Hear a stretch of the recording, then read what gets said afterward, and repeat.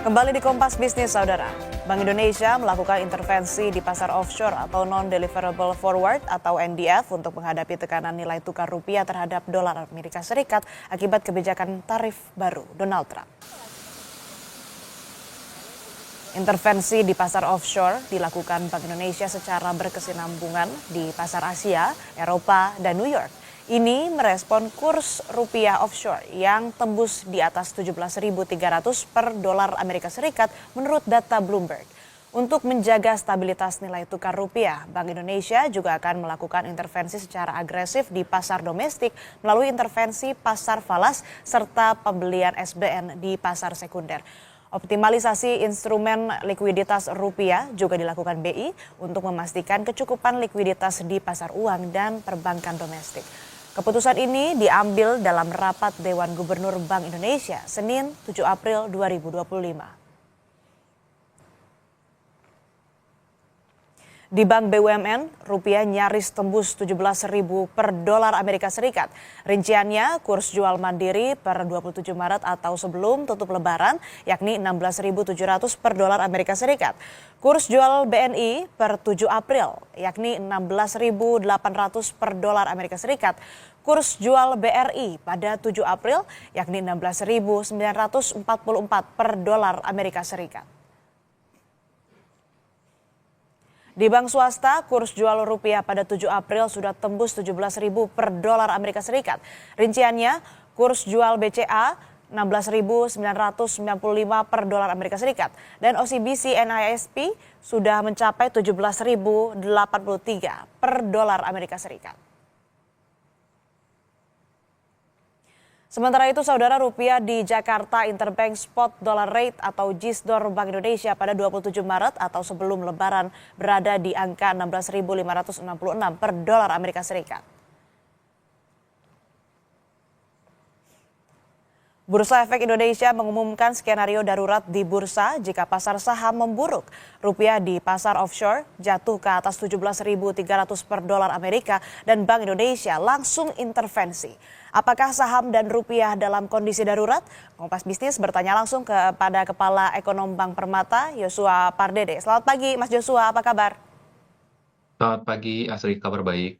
Mas Yosua, bursa diumumkan darurat, trading hold kalau turun 8% dari sebelumnya 5%. Nah, bagaimana hitungan Anda tentang bursa hari ini?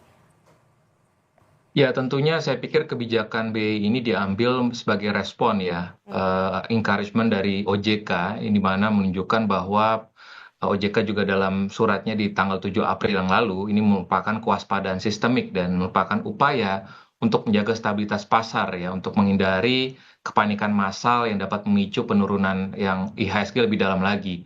Jadi kalau kita lihat memang secara umum, secara teknikal level 8% ini dijadikan ambang psikologis baru karena sebelumnya BI menetapkan trading halt itu 5%. Jadi dengan trading halt baru 8% ini diharapkan pasar bisa merespon secara rasional dan juga bukan impulsif. Dan ini mengindikasikan bahwa memang volatilitas pasar, khususnya pasar keuangan, pasar saham, ini memang cenderung tinggi ya pasca kebijakan Trump dan juga retaliasi yang juga sudah disampaikan oleh pemerintah China di tanggal 4 yang lalu. Sehingga harapannya kebijakan ini diharapkan sebagai shock absorber untuk pasar saham dan juga pasar keuangan domestik. Dan tentunya merespon ataupun kalau kita lihat pasar di Asia kemarin memang pasar saham Asia seperti Hang Seng, Nikkei ini memang terkoreksi cukup dalam ya, sehingga saya pikir kebijakan ini saya pikir merespon kebijakan ini, saya pikir ini menjadi langkah baik untuk tadi meredam volatilitas yang cukup tinggi di jelang pembukaan pasar saham pada hari ini. Baik, Mas Joshua, kita pantau bersama di Bursa Efek Indonesia bagaimana situasi atau perkembangan terkini. Sekarang pukul 8:56 waktu Indonesia Barat, pukul 9 perdagangan dimulai. Kita lihat bersama bagaimana visual terkininya dari sana. Ya, masih sambil menunggu begitu perdagangan dibuka, Mas Joshua, ini kan ada skenario suspend total kalau bursa jatuh ke 20%. Nah, apakah IHSG kita ini mengarah ke sana? Ya, kalau kita melihat skenario pada saat terjadi pandemi 2020, memang kondisinya pun juga IHSG mengalami koreksi cukup dalam ya. Pada saat itu secara keseluruhan pasar saham global pun juga mengalami koreksi. Dan skenario ini memang belum pernah terjadi. Ya, belum tentu terjadi juga ya, dan tapi memang ini perlu diwaspadai.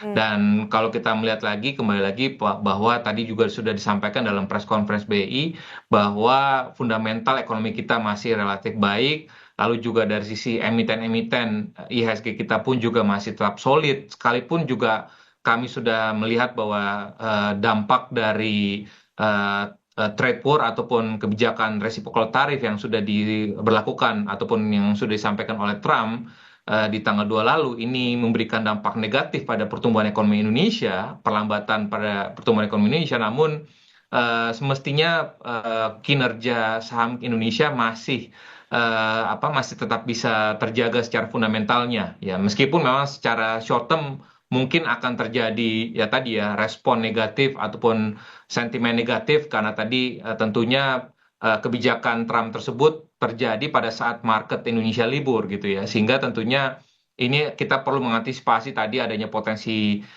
koreksi di pasar keuangan domestik ataupun pelemahan dari nilai tukar rupiah. Namun kembali lagi kalau kita mencermati dan sebelumnya pun juga kemarin Bank Indonesia sudah melakukan intervensi offshore di pasar offshore, sehingga harapannya pada pembukaan hari ini seluruh regulator Bank Indonesia BI sudah melakukan mitigasi, harapannya ini bisa mengurangi ya volatilitas dan juga membatasi pelemahan yang lebih dalam lagi yang sudah terjadi di pasar Asia sebelumnya. Lalu tadi kan Anda juga sebutkan perlu diwaspadai. Jadi apa saja yang perlu investor waspadai setelah pengumuman otoritas bursa di hari ini, Mas Joshua? Ya, tentunya saya pikir memang investor perlu waspada ya. Artinya terdapat korelasi antara pasar saham, nilai tukar, dan juga persepsi risiko sistemik ya, yang terjadi tadi akibat kebijakan ataupun perang tarif, perang dagang yang antara Amerika dengan juga Tiongkok. Dan juga kebijakan rejection bawah ini memang sudah diseragamkan ya menjadi 15% untuk saham, dan juga ini yang menunjukkan memang potensi fluktuasi tinggi di seluruh segmennya ya. Dan dalam konteks ini memang dukungan tidak hanya dibutuhkan dari otoritas bursa tapi juga Bank Indonesia, OJK, Kementerian Keuangan, dan juga hingga komunikasi aktif ya dari pemerintah, dan kebijakan fiskal dan moneter ini memang perlu Nah, menunjukkan sinergi ya. Tidak terjadi baik. kontraksi, kontradiktif, dan juga fokus pada pemulihan kepercayaan pasar. Baik, Mas Joshua, perdagangan sudah dibuka, visual terkininya sudah tampak di layar Kompas TV. Ini Anda melihat ini bagaimana, Mas Joshua? Ya, seperti yang diperkirakan sebelumnya bahwa sudah terkoreksi ya, kurang lebih sekitar 9% ya, Hmm. dari posisi penutupan sebelum libur ya. Tentunya ya ini akan terjadi apa namanya, karena tadi ya sebagai respon tadi suspensinya itu 20% ya kalau terjadi pelemahan 20% gitu ya. Dan ini kalau kita lihat dengan adanya penurunan sudah melewati trading halt 8%, tentunya akan disuspend ya, ataupun trading halt sekitar 30 menit ya, sehingga harapannya ini tidak terjadi kepanikan nanti di pasar saham. Dan tentunya tadi respon kebijakan dari BEI ini juga diambil tadi untuk bisa memitigasi kepanikan dan juga untuk bisa mengurangi kepanikan di pasar saham, karena ya seperti yang kita lihat saja di awal pembukaan saja langsung terkoreksi 9%. Mas Joshua, ini Pak market dibuka, tapi langsung trading hold begitu? Betul, langsung trading halt. Karena kan kalau kita lihat kan ini sesuai dengan kebijakan BI, peraturan BI nomor Hmm. 2 2025 ya, di mana tadi bahwa pada saat penurunan 8% ini IHSG langsung trading halt gitu, Hmm. seperti itu. Hmm. Jadi ini akan di trading halt sekitar 30%, 30 menit, nanti baru akan dilanjutkan kembali seperti itu perdagangannya. Jadi artinya bagaimana market membaca situasi ini, Mas Joshua? Ya, tentunya yang tadi ya, ini tidak bisa kita hindarkan lagi ya, karena tadi ini ada pasar merespon negatif kebijakan Trump yang sudah menaikkan tarif resiprokal tarif Lokal. ya, tarif resiprokal tarif yang sudah disampaikan di tanggal 2 April, dan ini secara menyeluruh ya, termasuk produk Indonesia, produk ekspor Indonesia 32%, sehingga tentunya ini akan berpengaruh ya kepada emiten-emiten yang berorientasi ekspor, khususnya berorientasi ekspor ke Amerika Serikat. Dan tentunya secara makronya tadi sudah kami sampaikan bahwa dampaknya ini akan berdampak kepada penurunan ekspor Indonesia dan juga tadi akan berdampak kepada pertumbuhan ekonomi Indonesia di tahun ini. Ya, kami melihat ada potensi pelemahan ataupun perlambatan ya sekitar 0,3% poin hingga 0,5% poin. Namun ini kita juga masih menunggu negosiasi, ya negosiasi seperti tadi diskusi dengan Pak Ajib sebelumnya bahwa pemerintah masih sedang melakukan negosiasi dengan pemerintah Amerika Serikat, sehingga kalaupun ada kabar bagus dari negosiasi pemerintah Indonesia dengan pemerintah Amerika Serikat, tentunya dampak yang bisa ditimbulkan terhadap dampak negatif pada perlambatan ekonomi Indonesia dan juga perlambatan terhadap neraca perdagangan kita ini akan bisa lebih terbatasi lagi, sehingga harapannya sentimen negatif ini diharapkan akan bersifat sementara seperti itu. Tapi kalau kita bicara soal kebijakan yang diambil pemerintah kita, pemerintah Indonesia terhadap penerapan tarif baru oleh Donald Trump, tarif resiprokal ini kan negosiasi. Nah, artinya apakah dengan langkah negosiasi yang dipilih oleh pemerintah ini justru tidak memberikan dampak positif terhadap investor begitu? Saya sependapat ya bahwa kalau kita melihat dari sisi in terms of size dan juga dari sisi ya memang kalau kita melihat dari sisi perhitungan resiprokal tarif yang digunakan metodenya oleh pemerintah Amerika Serikat sepertinya memang kurang objektif ya, hanya mempertimbangkan trade deficit dan juga bagaimana share impor dari mitra dagangnya terhadap ke US ya, sehingga memang kalau kita melihat dan pemerintah Amerika Serikat sendiri tidak mempertimbangkan ya, belum mempertimbangkan non tarif measurement-nya juga ya, yang sudah sebenarnya ya hanya semata-mata mempertimbangkan kebijakan tarifnya saja, yang dimana kalau kita lihat dari sisi Baik, pemerintah Amerika Serikat sendiri mengatakan bahwa tarif yang dibebankan kepada baik. produk dari Amerika itu cukup besar gitu, sehingga itu yang harus sebenarnya dinegosiasikan oleh pemerintah Indonesia. Baik, Mas Joshua, kita akan kembali di Breaking News Kompas TV.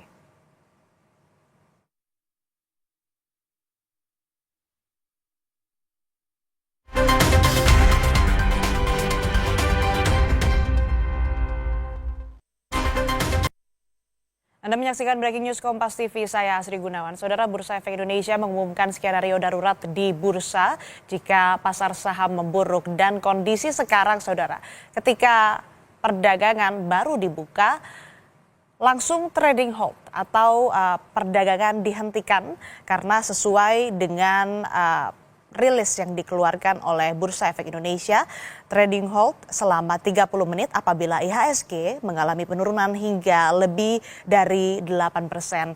Yang bisa Anda lihat di layar ini, IHSG turun mencapai 9,19%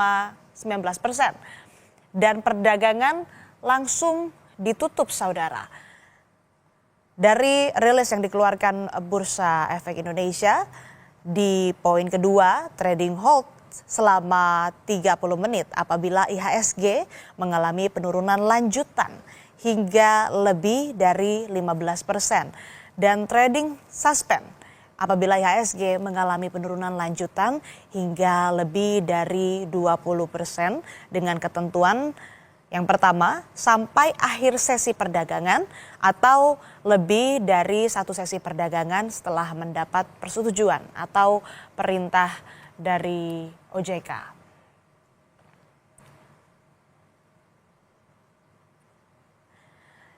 Kita kembali berbincang dengan Kepala Ekonom Bank Permata, Mas Joshua Pardede, yang masih bergabung bersama kami di Breaking News Kompas TV. Mas Joshua, kita lanjutkan perbincangan ini dengan turunnya IHSG bahkan sampai trading hold. kondisi bursa, kondisi pasar saham sekarang ini juga tentu dampaknya ada terhadap nilai tukar rupiah terhadap dolar Amerika Serikat. Bagaimana Anda melihat ini, Mas Joshua? Ya, kalau kita lihat pasar spot hari ini pun juga cenderung mengalami pelemahan ya, mengikuti koreksi yang tadi kita lihat bersama di pasar saham dan juga pelemahan yang sudah terjadi juga di dalam beberapa hari terakhir ini di mata uang Asia. Namun seperti yang juga sudah disampaikan press release-nya oleh Bank Indonesia kemarin, di mana Bank Indonesia sudah melakukan offshore intervention ya dengan kalau kita lihat kemarin itu NDF one month ya dolar rupiah itu sempat 17.300, namun dengan offshore intervention yang dilakukan oleh Bank Indonesia, NDF itu kemarin sempat di bawah 17.000, sehingga harapannya kita melihat bahwa ada peluang juga bahwa untuk spot rupiah hari ini di mana memang harapannya bisa tetap terjaga di bawah 17.000 per dolarnya ya, dan dengan jadi artinya ini untuk menjaga lagi confidence level dari para investor khususnya ataupun para pelaku pasar ya, untuk menjaga stabilitas nilai tukar rupiah, karena tentunya stabilitas nilai tukar rupiah ini sangat krusial bagi pelaku ekonomi, baik itu eksportir, baik itu importir, dan juga ini sangat krusial juga bagi dampaknya kepada state budget ya, ataupun pada APBN ya, di mana kalau kita lihat asumsi nilai tukar rupiah di APBN 2025 itu di 16.000, tentunya setiap ada deviasi sekitar 100 rupiah per dolar, tentunya ini juga akan bisa mempengaruhi juga dari sisi pelebaran defisit APBN ke depannya, sehingga tentunya ini yang harus kita perhatikan bersama bahwa hari ini di pasar spotnya dibuka tetap di bawah 17.000, di kisaran 16.859. Jadi ini mengindikasikan bahwa offshore intervention dilakukan oleh Bank Indonesia kemarin berhasil meredam untuk nilai tukar spot di pembukaan pasar falas di hari ini. Tapi artinya intervensi yang dilakukan Bank Indonesia di pasar offshore ini sebagai pertanda kondisinya memang darurat begitu, Mas Joshua? Ya, tentunya kalau kita melihat dari pelemahan yang sudah terjadi di pasar Asia pada saat kita masih libur tutup, tentunya kebijakan yang diambil oleh Bank Indonesia ini ya tentunya sebagai langkah mitigasi ya. Dan itu juga sudah dilakukan oleh BI juga di hari ini dengan mengeluarkan peraturan BI nomor 2 2025 gitu ya. Artinya meskipun memang tetap terjadi pelemahan ya dibandingkan dengan rupiah kita, dibandingkan dengan sebelum penutupan libur Lebaran sekitar 1,77% ataupun hampir 300 poin. Namun kami tetap melihat bahwa langkah stabilisasi yang dilakukan oleh Bank Indonesia ini untuk bisa menjaga confidence level dari pelaku pasar, dari para investor, sehingga ya tidak terjadi kepanikan yang berlebihan ya, karena harapannya negosiasi antara pemerintah Indonesia dengan pemerintah Amerika Serikat tetap berlangsung, namun juga stabilitas di pasar keuangan ini tetap terjaga dengan baik, dan itu terus dilakukan oleh otoritas di pasar keuangan.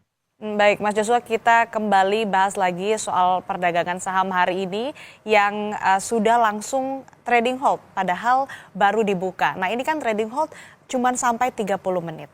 Gimana nih menenangkan pasar bahwa situasi ini sebetulnya tetap terkendali? Ya, tentunya tadi dalam press conference BI pun juga sudah disampaikan dengan sangat clear ya oleh direksi BI bahwa fundamental ekonomi Indonesia, saya sependapat bahwa ekonomi Indonesia masih relatif ada sisi positifnya ya. Dan juga kita perlu ingat ya bahwa exposure ekspor Indonesia langsung terhadap Amerika Serikat itu tidak lebih besar ya dibandingkan negara-negara lain. Tentunya sekalipun tadi kita dikenakan tarif 32% ya, dan selain di samping itu juga dampaknya akan ada perlambatan ataupun penurunan kinerja ekspor Indonesia, khususnya beberapa komoditas seperti alas kaki, lalu juga tekstil garment, dan juga ada beberapa produk elektronik ya, sehingga tentunya tapi secara keseluruhan mestinya dari sisi kinerja transaksi berjalan, kinerja perdagangan kita itu masih tetap dalam kondisi yang baik ya, sehingga Dan komunikasi ini yang harus terus dikomunikasikan oleh pemerintah, oleh regulator di sektor keuangan kepada para investor, pada para pelaku keuangan, pasar keuangan, sehingga tidak terjadi kepanikan yang berlebihan. Dan harapannya IHSG pun juga nanti pada saat 30 menit ini dibuka kembali, tidak terjadi penurunan koreksi lebih lanjut lagi, sehingga harapannya seperti yang kita lihat juga di nilai tukar rupiah, ya, di mana nilai tukar rupiah pun juga tetap terjaga di bawah 17.000 per dolarnya, sehingga harapannya pun juga kinerja IHSG pun juga, sekalipun tadi sudah melemah sekitar 9% hari ini di awal pembukaan, namun harapannya sentimennya kembali recover, ya, sekalipun memang kita tidak bisa menampilkan juga bahwa tadi malam juga Trump juga sudah mengatakan akan kembali lagi menaikkan tarif sekitar 50% terhadap produk China, dan juga Xi Jinping juga mengatakan bahwa akan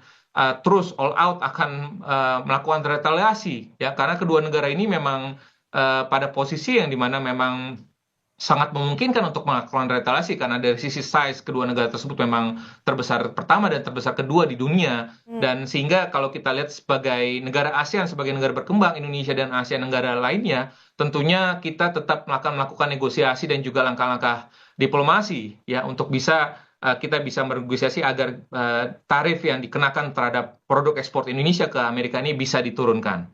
Mas Joshua, kemudian ini kan kepanikan bisa menular ke pasar lainnya, misal ke rupiah. Lalu apa yang harus dilakukan otoritas?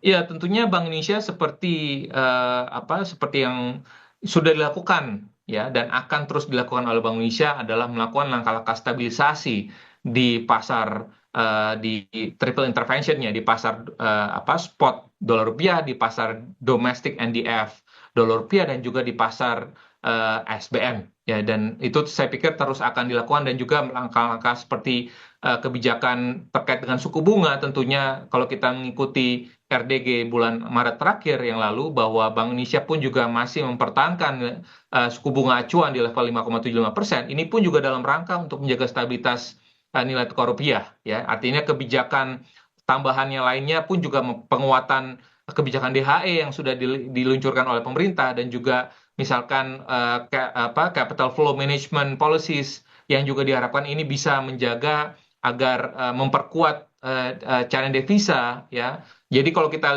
bandingkan, mungkin masyarakat mempertanyakan, ya, kondisi nilai tukar rupiah saat ini 16.000 sekian dibandingkan dengan pada saat kita mengalami krisis 9798, itu dua hal yang tidak bisa kita bandingkan, kita bisa samakan, ya, karena kondisinya pada saat itu, ya, pada saat krisis 98, 99, kita mengalami depresiasi year to date-nya itu hampir 400%, ya, dari yang 4.000 per dolarnya menjadi 16.000. Ya, saat ini kalau kita lihat rupiahnya memang melemah 16 ribuan, ya, tapi sebelumnya di akhir tahun lalu pun juga kita bergeraknya dari 16 ribuan juga, ya. Jadi artinya kondisinya sangat berbeda. Dan juga kalau kita lihat dari sisi kondisi utang pemerintah Indonesia, utang luar negeri pemerintah Indonesia di tahun 1998 itu sangat didominasi oleh short term, utang luar negeri jangka pendek, ya. Dan kalau kita lihat kondisi saat ini, utang luar negeri jangka pendek Indonesia itu sangat kecil porsinya, dan ini sangat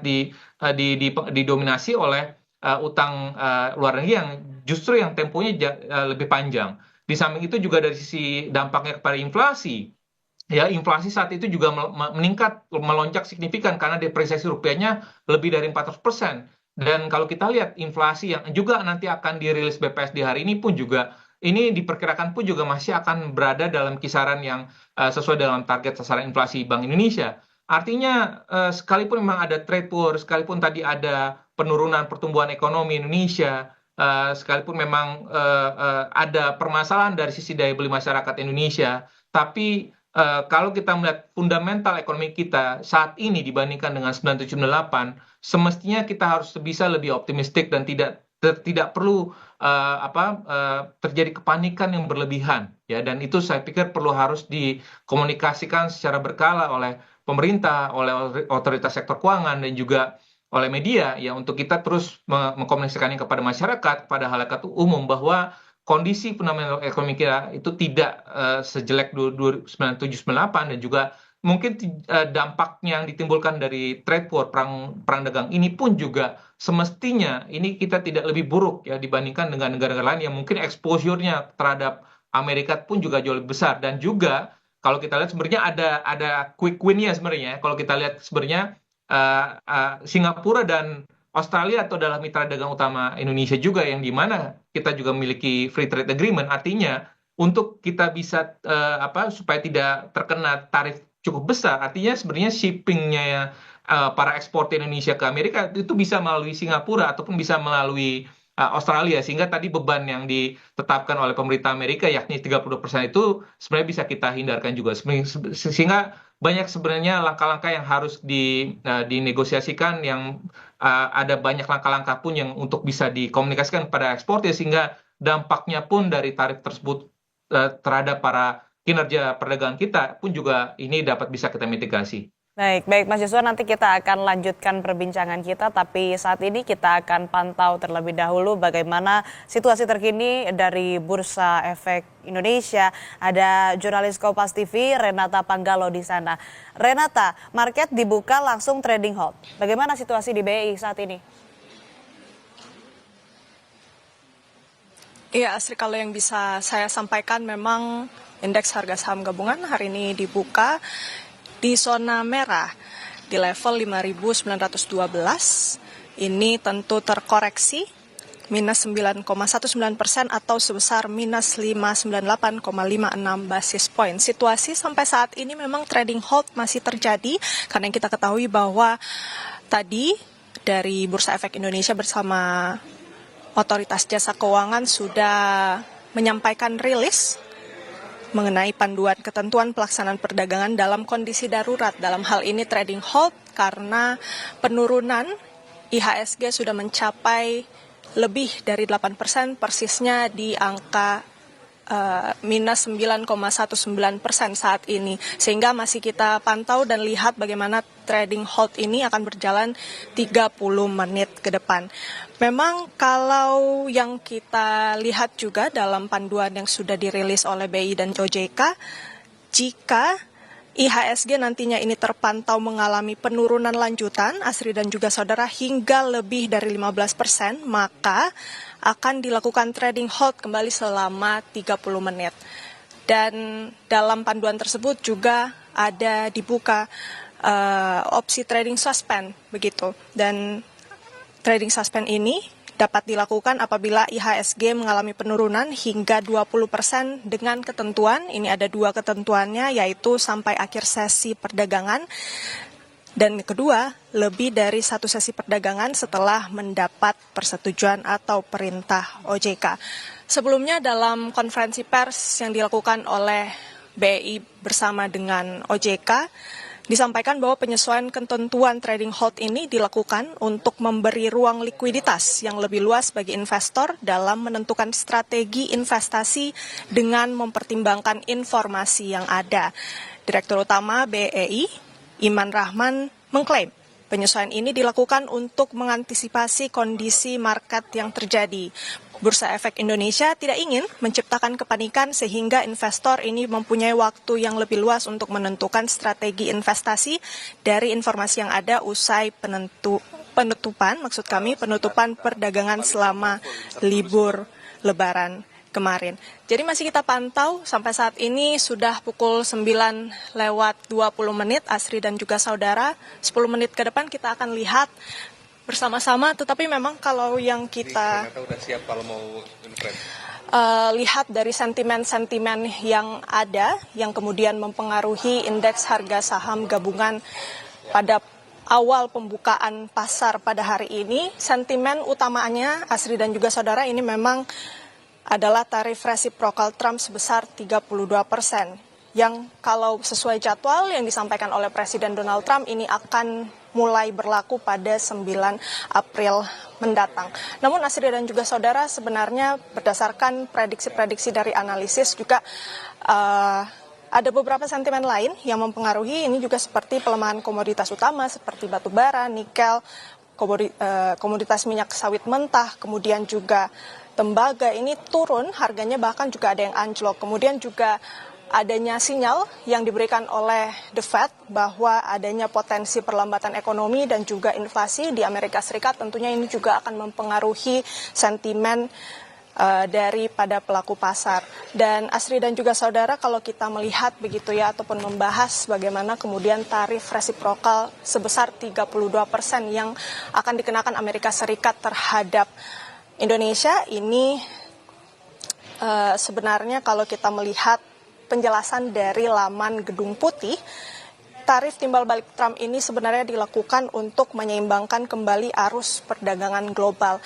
Jadi kalau bisa saya sampaikan juga skenarionya nanti seperti ini. Jadi sebenarnya nanti akan ada dua tipe atau dua kategori. Yang pertama ini adalah barang yang kemudian dikenakan tarif ad valorem. Misalnya jika sepatu made in Indonesia begitu ya, ini awalnya tarif ad valoremnya sebesar 12%. Maka saat nantinya tarif resiprokal 32% ini akan dilakukan, maka harganya ini ataupun tarifnya ini akan diakumulasi. Jadi 12% tambah 22%.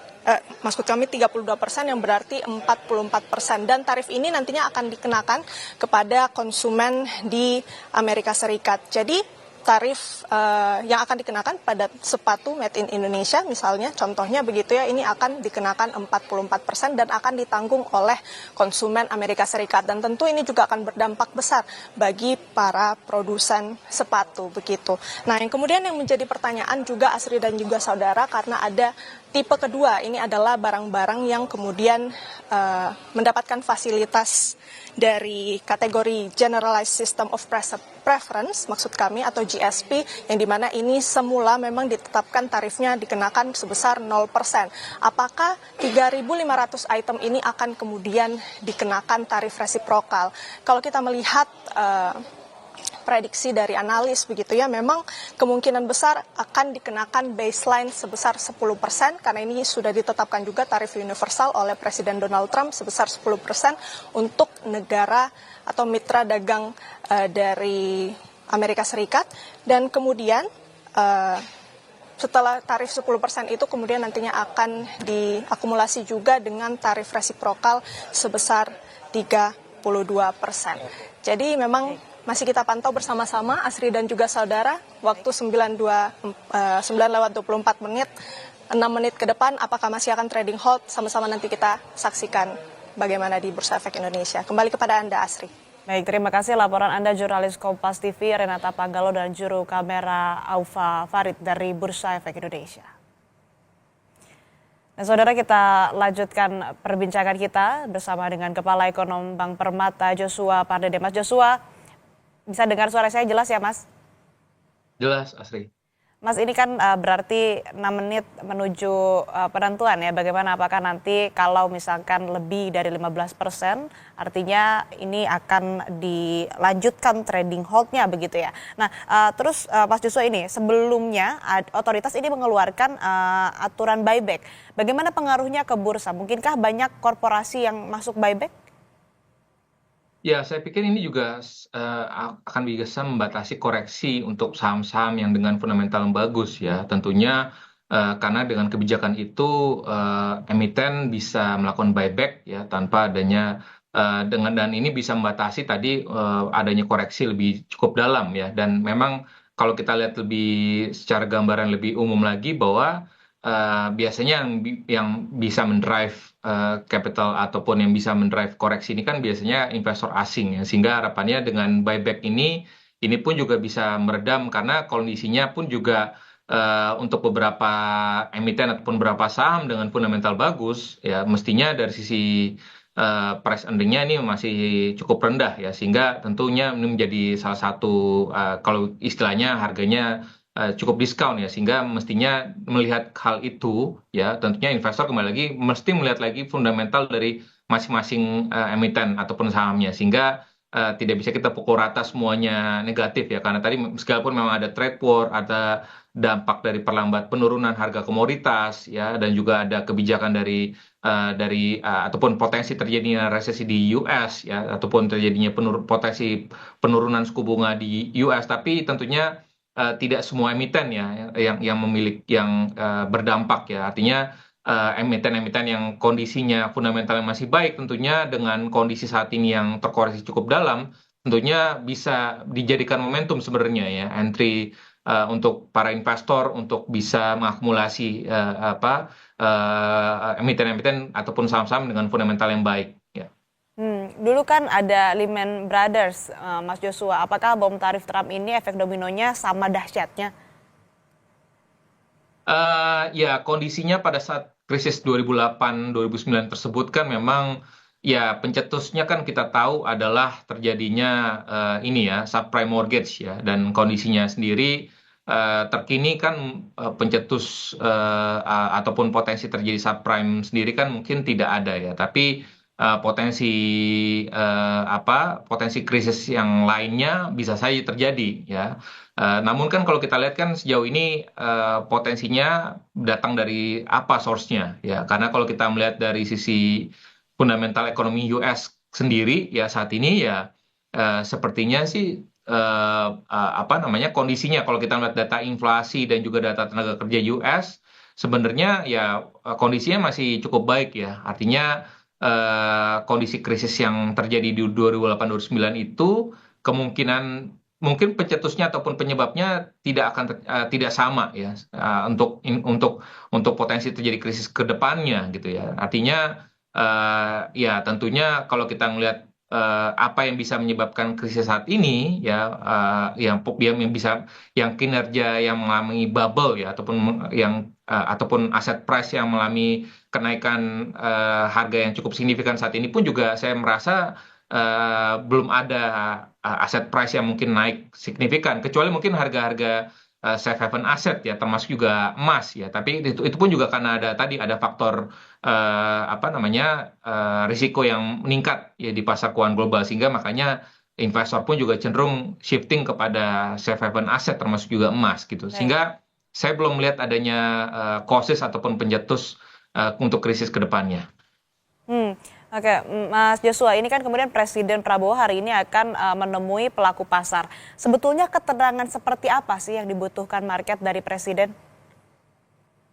Ya tentunya yang kami harapkan adalah bahwa pemerintah ya tadi adalah terus melakukan negosiasi ya terkait dengan negosiasi diplomasi perdagangan agar tadi tarif resiprokal tersebut itu tidak sebesar itu ya, karena memang tarif yang sebenarnya yang kita terapkan kepada produk Amerika pun juga tidak sebesar itu juga sebenarnya kenyataannya. Dan juga di samping itu pun juga artinya pemerintah pun juga perlu memberikan kebijakan-kebijakan yang memang clear ya, komunikasi yang jelas terkait apapun kebijakan untuk menenangkan pasar, untuk bisa menstabilkan nilai tukar ya, untuk bisa mensupport pertumbuhan dari dalam negeri ya, karena itu yang terpenting ya, bagaimana dalam kondisi-kondisi global saat ini yang tidak sedang baik-baik saja, artinya kita perlu mempersolid domestik ekonomi kita, sehingga itulah menjadi salah satu kata kuncinya ya, artinya kebijakan